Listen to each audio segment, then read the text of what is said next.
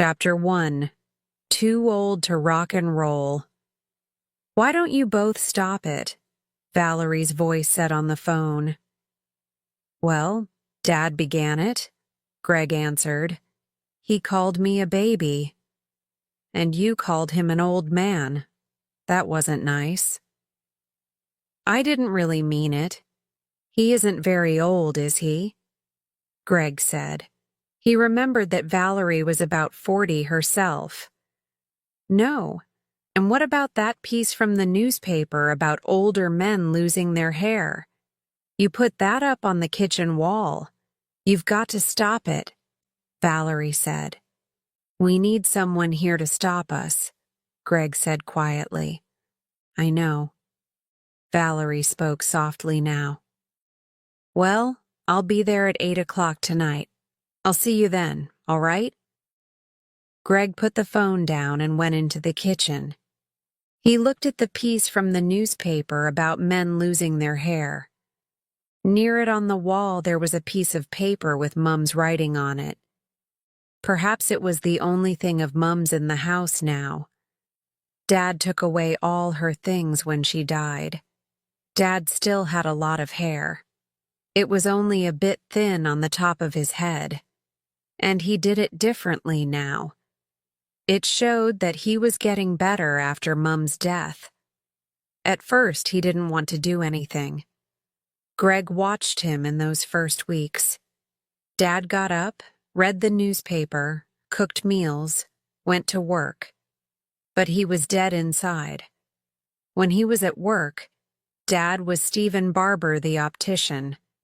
Perhaps there he smiled and talked and was more like a living person. But he wasn't like that at home. Things were getting better now because of Valerie. She was a friend of Mum's, really, and was waiting to see Mum when the unhappy policeman came to the house to tell them about the accident. She lived about 50 kilometers away and had a home to go back to. But the policeman wanted to take Dad and Greg to the hospital, and Dad turned to this stranger and said, "Please stay." So when they came back, she was there. And Christmas happened because of Valerie, too. Greg said nothing about Christmas, but one day Valerie said angrily to Dad, "And what about Greg, Steve?" "He isn't interested in Christmas," Dad answered tiredly. "Christmas was wonderful with Frances. Without her, it's nothing." "Well, Frances is dead, but you and Greg are alive. If Christmas with Frances was wonderful, it was because she loved it. Can't you keep alive something she loved? Can't you do it for her?" Later, Greg said to Valerie, "Are you coming here for Christmas?" "I usually visit my mother and father," she replied. But Greg knew that Valerie must come.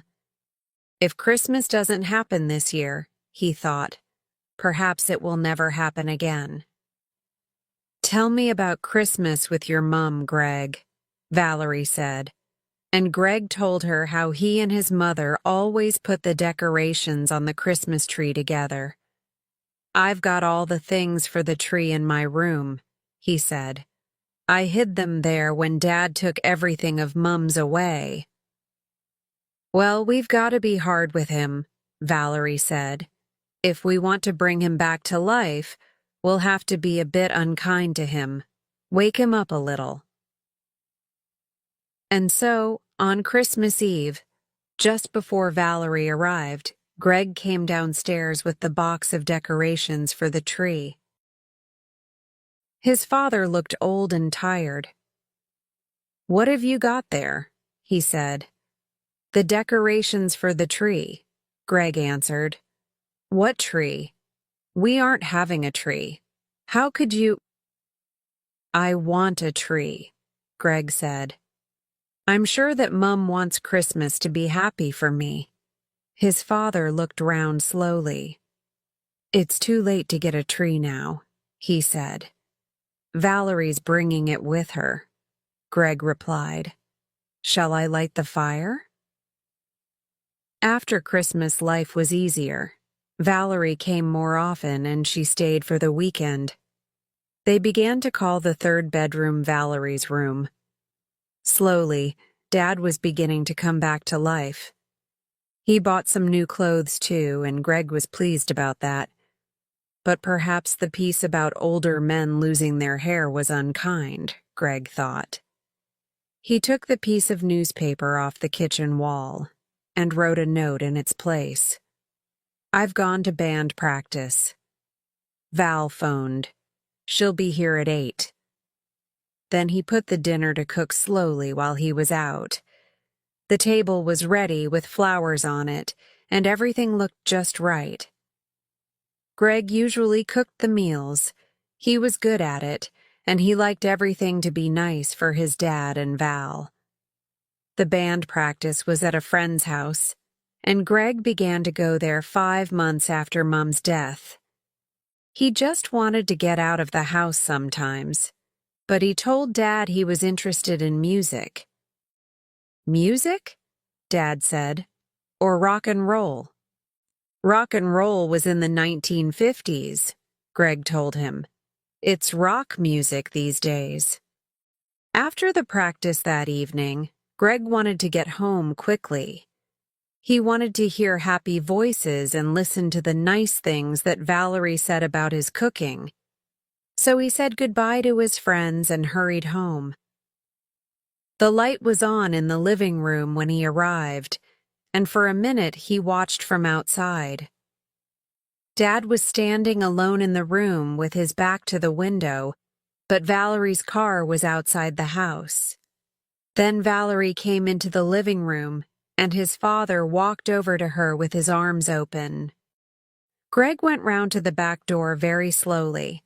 He wanted to give them more time together. He felt very pleased that his plan was going well.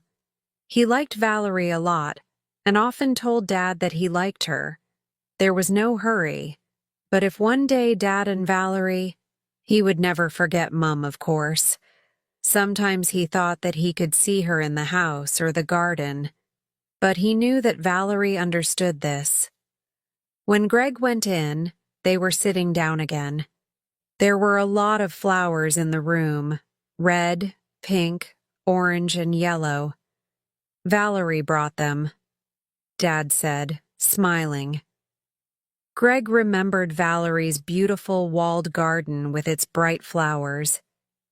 It was warm there even in March. Did Valerie want to leave all that? He looked at Dad. Something was different.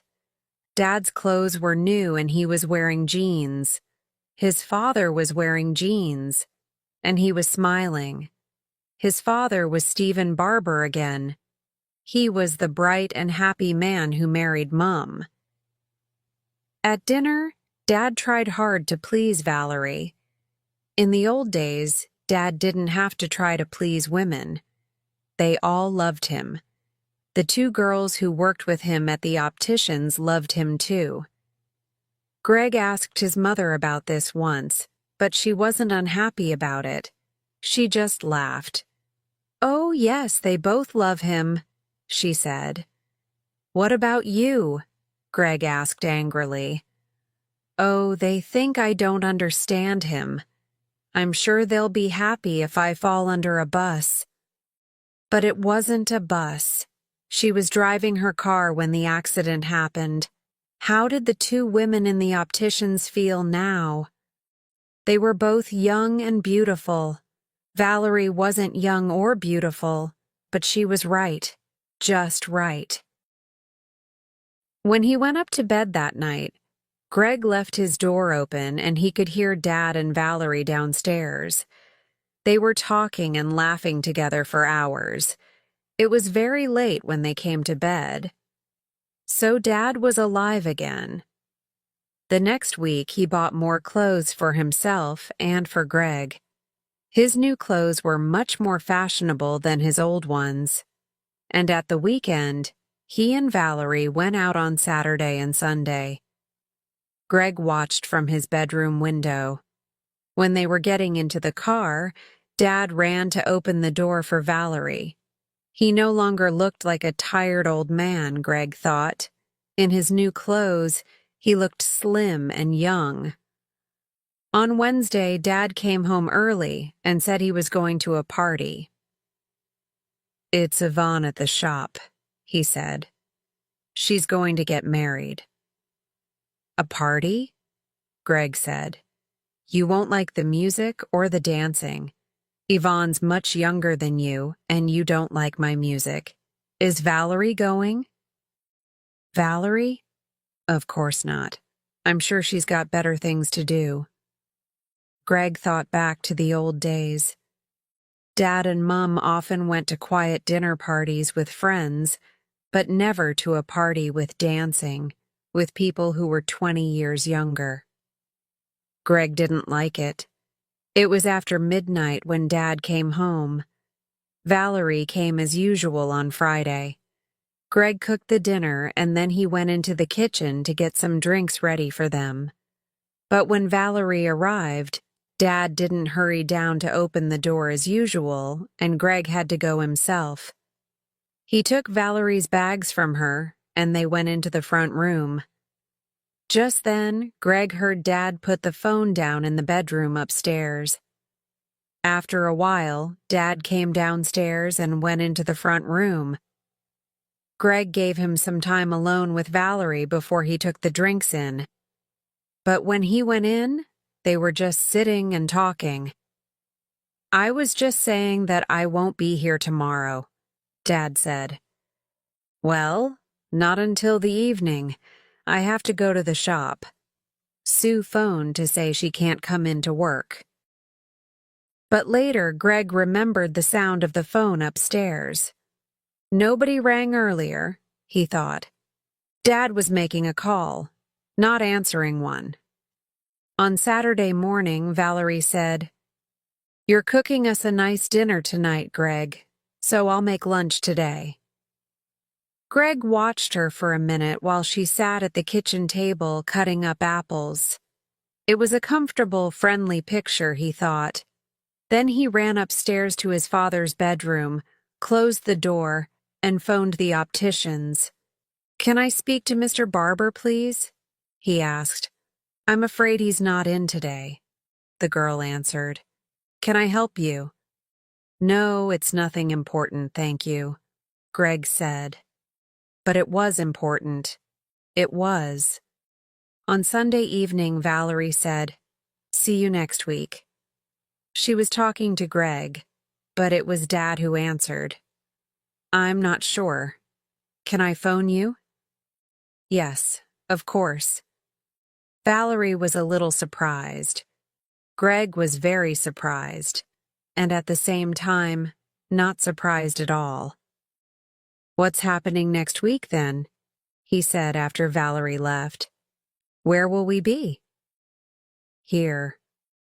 "I don't know." Dad wasn't looking at him.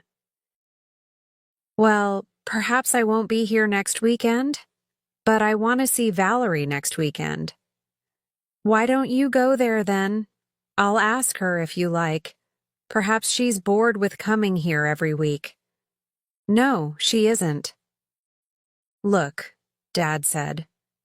"Valerie's done a lot for us. She's a good friend, but, well, she's only a friend." "Only a friend? But I thought you and her." "No." Later, Greg told his friend Toby about it. "Well, your dad's free now," Toby said. "He's come alive again after your mum's death, and he wants to start again. And Valerie's too old for him." "They're the same age." I asked her. "Yes, but she looks older than him. I've seen her. He can get someone better." The someone that Dad got was 24, and she looked 18. "Oh, you are clever," she said to Greg when he cooked the dinner that Friday evening. "I can't cook anything." "Why don't you learn?" Greg said coldly. "I won't always be here." "And neither will you," he said silently to himself. Chapter 2. Invitation to tea. Rockingham Crescent was a street of tall houses on the top of our hill. We lived down the hill and couldn't see the crescent from our street. It was a place which people talked about, but which we never visited.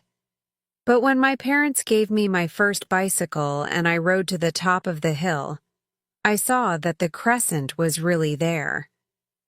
The old houses stood high on the hill, and there were plants and flowers everywhere, round every door and window, on every wall from the tops of the houses to the ground. It was like a river of different greens, with here and there bright reds and pinks and yellows. I thought that it was one of the most wonderful places in the world. For a long time I just stood there and looked at it in the warm afternoon sunshine. There was nobody around, and the only sounds were birds singing. It's like the gardens of Babylon, I thought. I must come up here again. It was only 5 minutes up the hill, but I didn't go back again for 3 years. Patricia Coleman and I began our senior school at the same time, but we were in different classes, so I didn't really get to know her. But in our 3rd year, we were in the same French class. We began to talk sometimes and then to walk home together. Pat always turned into another street, but one evening, when we got to the corner, Pat said, "Have you got to be home early? Or would you like to come home with me?" "Well, I've got to be early tonight," I replied. I looked at the street which she usually turned into. The houses were the same as the houses in my street. My mother always wanted to know things like that. "Well, come tomorrow then, for tea," she said. In those days, when a school friend invited you home to tea, it was a meal at a table with bread and butter. When I told my mother, she wanted to know Pat's address and what her father's job was. Pat never talked about her father, so I didn't know what he did. I knew he wasn't dead, so I thought, perhaps he's in prison. My mother took some time to decide, but, in the end, she said that I could go to Pat's. I had to be home by 6:30, so on Friday night I went home with Pat. While we walked through the streets, we were busy doing our French homework together. But suddenly, I looked up from my book, and for the first time, I saw that we were at the top of the hill. Just then Pat said, "We live round the corner, in Rockingham Crescent." I was afraid to look at the crescent again after all this time, but everything was the same. Perhaps the houses were a little smaller than I remembered them, but I was older and bigger now. The green and red leaves of the plants were everywhere, hiding the windows, but everything looked beautiful in the soft autumn sun. Pat's house was the second one along the crescent. But when we got to the front door, I saw that the front garden was full of old bicycle wheels and bottles and old boxes. And there was a broken window, gray with dirt. In the front garden next door, I could see an old bed. I was very surprised. What would the inside of the house be like? I asked myself. The hall was dark and narrow. There was no carpet and there were old bicycles everywhere, some without wheels. Through an open door I could see a room, but it was empty and it had no floor. We went upstairs and I followed Pat into another room. It had a floor and a window and walls, and it was crowded with chairs, a table, a big bed, cupboards, clothes, everything you could think of. It was October, and it was warm, but Pat began to light the fire. The wood looked like pieces from the floor of the room downstairs. "Would you like some tea?" she asked. I thanked her, and she went to get some water. While she was out of the room, I looked quickly round. There was a cupboard with some cups and plates in it, and a little food. There was another, bigger cupboard with a small bed in it, and through the window I could see down into the wild back garden. There was a little wooden house there, the toilet. I began to understand. This one room was Pat's home. Pat came back and put the saucepan on the little fire. It took a long time for the water to get hot. When the tea was ready, Pat brought out a plate with 4 biscuits on it. We ate one each very carefully. Conversation was difficult. "Have you lived here long?" I asked. "About 2 years," Pat replied. "We're moving soon," she went on quickly. "Mummy doesn't really like it up here. We came here because of Daddy's work, you know." She watched my face, but I was learning and didn't say anything.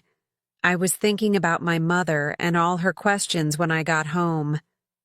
What was the house like? What did you have for tea? What does her father do? I couldn't tell my mother any of this. It was beginning to get dark and it was difficult to see in the room. "Shall I put the light on?" I asked. But at once I knew it was a stupid question, because of course there were no lights. "Oh no," she said quickly. "It's nice like this." It was very quiet in the crescent, silent. In my street there was always some noise, voices, shouts, radios, cars. "Mummy will be back soon," said Pat. "I'll just wash these cups and things." Where was Mummy? "Shall I help?" I said. "No, thank you," she replied quickly. She went out of the room and down the stairs. And then I understood. There was no water in the house. She had to get it from the street. Pat came back with the cups. "What time did you say you had to be home?" she asked. 6:30, I answered. "It's getting near that now, isn't it?" she said. We both knew that it was only 20 to 6, but I was ready to go. "Yes, time for me to go," I said, and I looked round for my school bag. But just then, we heard a door close. Someone was coming upstairs. I looked up and saw that Pat was really unhappy. She gave me my bag, and I could see that she wanted me to leave quickly. But it was too late. The door opened and a woman came in. Behind her there was a little boy of about 5. The boy was tired. The woman looked only half alive. She stood there in her old cheap clothes, her face gray and empty. The face of a person who could no longer fight or laugh or hope. She was about 35, but she looked like an old, old woman. She looked at me for a minute or two, and then she spoke. "Why, Patsy, is this a school friend?" She held out a very thin hand to me. "How do you do?" she said. She spoke nicely, like Pat. "How do you do?" I replied, shaking the thin hand. "I'm sorry, I've got to go. My mother—" "Yes, it's getting dark," she answered. "I'll see you on Monday then," Pat said. When I went out, I heard Mrs. Coleman cry, "Oh, Patsy, how could you?" "She's my friend," Pat said quietly. "But to bring someone to this place, and you lit the fire? Those were the last pieces of wood." I wanted to get away as quickly as I could, but when I was out of the house I walked along the crescent, and I could see now that no one lived there. All the houses were dirty, dead, and empty. From down the hill I looked back up, and suddenly the crescent looked like the gardens of Babylon again, as beautiful as on that warm summer's afternoon 3 years ago. "You're early," my mother said. "Yes, I've got a lot of homework," I replied. "Did you have a nice time?" "Oh, yes. Wonderful. Is it a nice house?" "Lovely. At the top of the hill. I came back along Rockingham Crescent. Does no one live there now?" "No, not for about 2 years. It's a terrible place. They'll pull it all down one of these days, but they were lovely houses once." I never went there again, and Pat and I were not very friendly after that. I tried to be friendly still, but Pat wasn't really interested. "They moved," I said, when my mother asked me why I didn't go again. But it was some years before I really understood why Pat Coleman asked me to her home that day. She wanted to be like other people just for once, so she asked a friend home for tea. Chapter 3. Party wall. There will be 4 of them. Daniel decides this immediately. 2 girls, 2 men. Last year there were 3 men. They were very quiet and worked hard at their books. He didn't see them very often because of the high wall between the gardens behind the houses. Daniel's garden is very small, but it's full of flowers. The garden of the next house isn't like that, and the first words that Daniel hears this September afternoon are, "What a terrible place." It's a girl's voice, high and sweet. "Oh, it's all right, Jenny," a man replies. Now the detective work begins. It is important to listen carefully. Daniel sits in his small back room by the open window, and through the open windows of next door, he can hear the voices easily. He begins to know them. "Which room do you want?" someone asks. A third voice, a second girl. "It doesn't matter, but I want some sun." That's Jenny again. "Then you take this one at the back." Next to me, Daniel thinks. He touches the party wall. On the other side of it is the back bedroom of the house next door. The window opens beside him. She's getting the sun already. Immediately, he looks out of his window, but sees only her slim brown hand on the windowsill. "Duncan, are you having the upstairs front room or the downstairs front room?" "Downstairs, nearer the bathroom." The window of Daniel's small back room is only about a meter away from the window of the next house. When he and his family first moved into the house, Daniel thought that he could make friends with someone through these windows. But there were always students in the other house, not families with children like himself. He doesn't know the name of the second girl, and there's no one in the 4th bedroom yet, so perhaps there'll be another student later.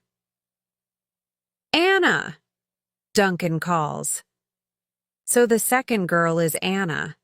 Because the house is on the corner, the front door opens onto a different street from Daniel's, and he can't see people when they come in or go out of the house. But the next morning, he hears Jenny call from somewhere inside. "What time's Russell going to get here?" "His plane arrives at 9, Anna answers. So Russell will be the 4th student. The quick way to school does not go past the house next door, but Daniel prefers to go the long way. He wants to walk past their front door. He comes back that way too. No one goes in, no one comes out. But Jenny's window is open. Daniel goes upstairs. The house is silent. His mother won't be home from work until 6 o'clock and his father until 8.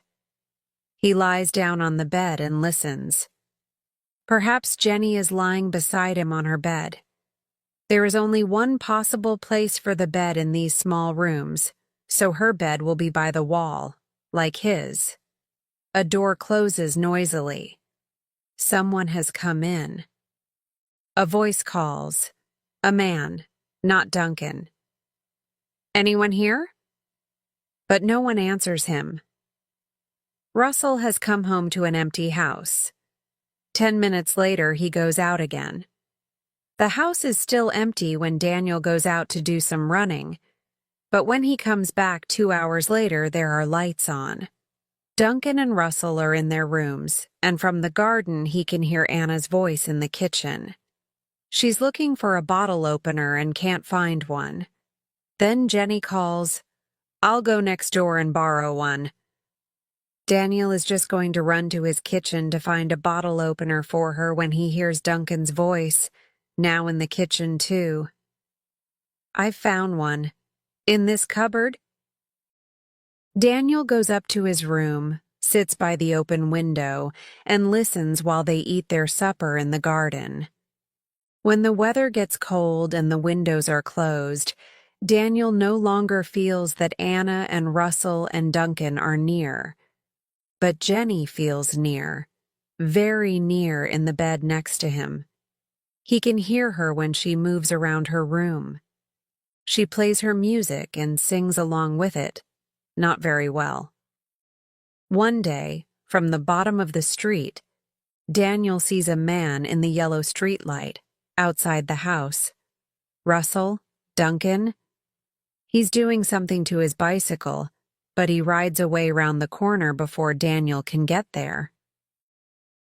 In early December, there are a few warm days and the windows are open again. The others get angry with Jenny and shout at her because of the big electricity bill. It's all that hot water for your baths, every night. So it's Jenny's bath every night, when Daniel hears the water running. Duncan is the first to go away for the holidays. On Saturday, Daniel sees a green car outside, and that evening, Duncan's window is dark, and Daniel doesn't hear his voice. But Christmas is coming, and Anna and Jenny sing in the kitchen. Russell begins to sing too, and soon Anna and Jenny stop to listen to him. "Oh, Russell," Jenny cries. "What a wonderful voice you've got. Sing for us again." And Russell sings again. He must be a big man because he has a very strong, deep voice. The next day, Anna goes too. It's the last day of school for Daniel. In a week's time, it will be Christmas. Daniel's father doesn't understand why he leaves his bedroom window open in cold weather, and his mother asks why he takes the longest way to school. Daniel doesn't explain, and upstairs he opens the window that his father has closed, leans out, and listens to the voices in the kitchen. "Shall we go out tonight?" Russell asks Jenny, but Jenny wants to get ready to leave the next morning. Russell leaves the day before Christmas Eve, and that night, every window is dark. It is deep winter when they come back. Daniel's window is only open a little at the top.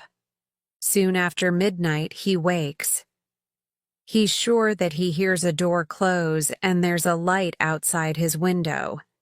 Then he hears someone get into bed. It's Jenny. She's back. When Daniel comes home from school the next day, he sees a light in Anna's window and in Duncan's too. He goes into the kitchen, gets a cup of coffee, and sits down to do his homework. In the next house, he can hear a radio. It's playing quietly, and they're getting the evening meal ready. The front door opens and closes. Russell's home again. One day, Daniel nearly sees Jenny. She forgets her key and can't get in. It's raining and she's getting wet. "Duncan," she calls, knocking loudly on his window. But it's Russell who hears her. Daniel hurries to get to the front window and just sees her back going round the corner. A few weeks later, a letter comes through the door. Daniel brings it in, and his mother opens it. "They're having a birthday party next door on Saturday," she says. "They want to say sorry about the noise." "Whose party?" cries Daniel. "Does it matter?" His mother looks at the letter again. "Anna Sampson." Of course it matters. Daniel wants to know everything. Will they dance? Will Russell sing? Will the party go on all night? Daniel wakes at 3 o'clock in the morning and a man's voice speaks in his ear. "Jenny, please." "Why not?" He doesn't hear the answer, but a door closes and someone goes away. Jenny closes the window noisily. When the Easter holiday comes, Duncan is the first to leave. The next day, Jenny goes. Then Russell. Does he leave because Jenny's gone? Anna stays. Poor, lonely Anna, Daniel thinks. But she isn't alone. One day he sees a very good-looking young man come out of the house. Daniel stops feeling sorry for Anna. One morning, the green car is back at the door. Duncan has arrived. The young man has gone. Jenny is the next to come back. Then Russell. In May, the weather is hot. One evening, Jenny comes up to her room early. Daniel leans out a little and sees her arm lying along the open windowsill. She's smoking. Daniel didn't know that Jenny smoked. Then he hears the others in the kitchen. "What's the matter with Russell?" Duncan says, and Anna laughs. Daniel goes along to his parents' room and looks across to Russell's window. It's dark, but Russell is in there, alone with his music. On Friday, Daniel is walking past the house and hears Russell in the garden. He's standing below Jenny's window and calling to her softly. Later, Daniel hears voices in Jenny's room. "I thought you knew," Russell says. "I don't know what I don't want to know," Jenny replies. There's a long silence. "We haven't got much longer," Russell says. "Go away," says Jenny. "I want to work." When will they all leave this year? July comes and one day Anna goes away in a red car with the young man who came to stay at Easter. On Saturday morning, Daniel hears Jenny shout at someone in her room, "But you said Wednesday." "Well, I got the date wrong," says Duncan. "But you must stay until I leave on Tuesday. You must. I don't want to be alone here with him." "Then go out for the evening," says Duncan. "And you surely don't think he's going to break your door down in the night, do you?" Duncan leaves on Monday. His windows are closed. Jenny's window is open, but there's no sound from inside the room. All evening, Daniel hears the sound of very slow music from Russell's room. Jenny's light comes on at midnight. The next day, a taxi comes and takes Jenny away forever. It's very quiet in Jenny's bedroom. But later that evening, very late, Daniel hears a window open beside him. There's an arm along the windowsill of Jenny's room, but it's a man's arm.